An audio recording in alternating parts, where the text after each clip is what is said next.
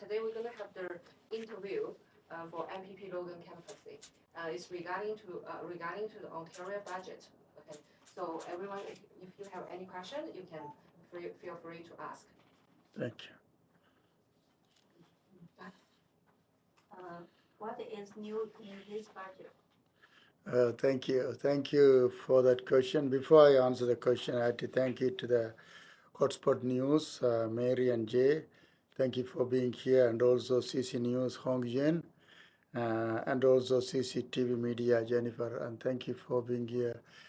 You guys do the amazing job each and every day, taking this message to our Chinese community in our cities and the province. And thank you for being here, and thank you for your support.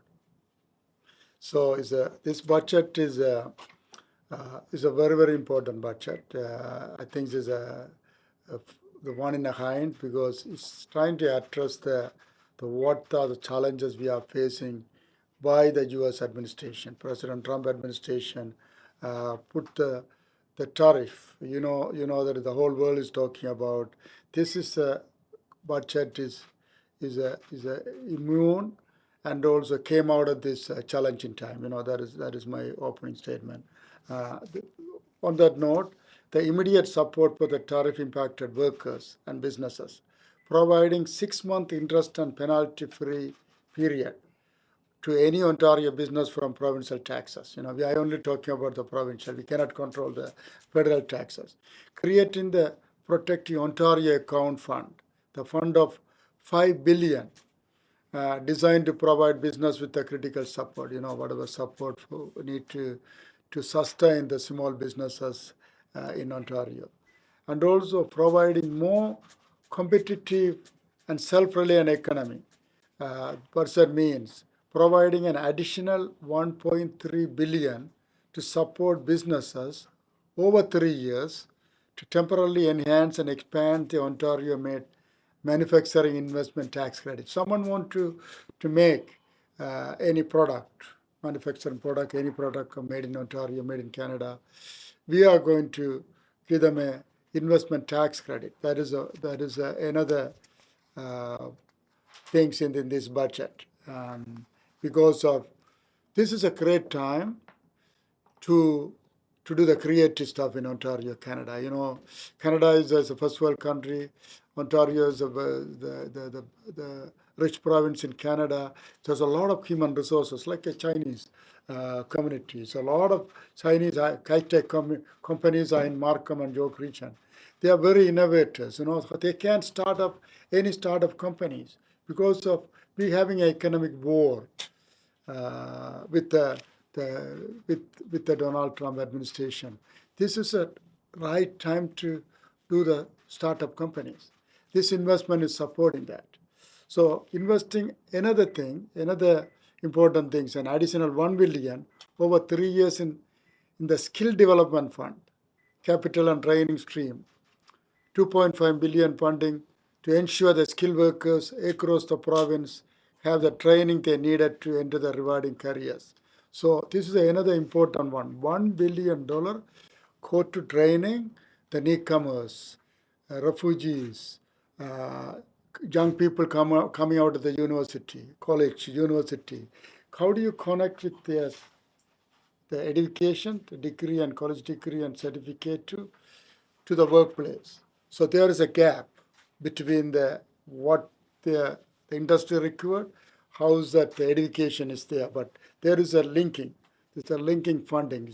For example, is giving money to the lot of manufacturers to start the apprenticeship program.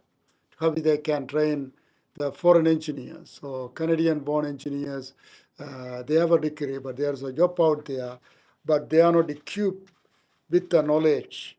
So what is required at the workplace? Through this STF funding, skill development funding, we are doing that. We're building the capacity, also filling that gap. So another one, providing $500 million to create new critical mineral processing fund, CMPF, to province the mineral sector by attracting investment in critical mineral processing capacity in Ontario. This is another important development in Ontario. It's never happened before. The critical minerals, nickels and other critical minerals to produce the EV vehicle, EV battery, EV cells, you need a critical minerals. We haven't done it last decades and generation because we have a critical minerals. The known in Ontario is best in the world, but we haven't dig it out because of the previous government neglected the power, the richness of the resources we have in this province. Now this is a critical time to explore. Now some of the companies have started working on that, started digging. We allocated $500 million for the initiative.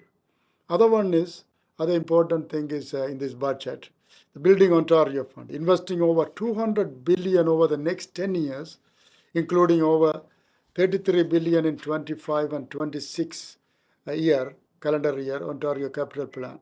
This means, what does it mean, Building Ontario Fund?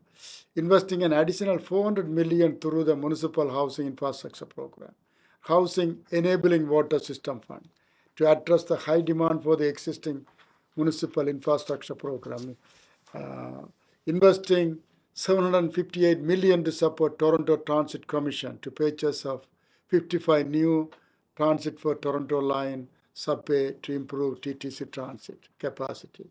So I'm going back to the housing enabling funding. We are in the middle of the housing crisis. So many municipalities, the urban municipalities or rural municipalities are struggling with the funding to bring the services, city services, water, sewage, road. Without that one, you can build the houses. So people are in the housing crisis, whether community houses or regular houses, any housing item, any housing diversity of housing you want to build, but you have to have a critical infrastructure. We are investing so much money to the municipality to build that infrastructure, critical infrastructure, in order to build 1.5 million homes we already promised to the Ontarian. That is, this budget is addressing those issues. So other one is another important one is a crime. We had an election several months ago, every door we knock, we heard from all communities about the crime, petty crime, auto theft. So cleaning up our street means committing $1 billion towards expanding and renovating the Ontario Police College in Elmira and the new Ontario Provincial Police Academy in Orillia to ensure that police officers and new recruits have adequate training facility. This is very, very important. We have to put the more troops on the ground. At the same time, we have to have new recruitment. That's why our premier is the lower the credential requirements. Before you have to have a degree to apply for the policy. You want to be policing, then you have to have physical requirements, all sort of requirements, but on top of that is the number one requirements, they have to have undergraduate degree. Now we remove that barrier, and anybody can, with the college or grade 12 graduation, they can apply for the policing. This funding is addressing those issues, but hiring more policing, especially diversity for a Markham York region, Chinese, Asians. They have to understand the policy, understand their culture, their values, they speak their language, how we can create the community policy. All sort of issues are addressed through this funding in this budget. So other last one is for your questions, delivering better services. Investing $300 million over the next 4 years, including $60 million in 2025-26 budget to expand primary care teaching clinic capacity, providing dedicated learning environment for primary care physician and other practitioners, while also providing care Ontario. You know that we are in the shortage of family doctors, but we are investing more than 300 million. This money especially training the primary care teaching clinic, teaching hospital, teaching institution. That this money is standing for. Thank you. Thank you for that question. It's a very important question.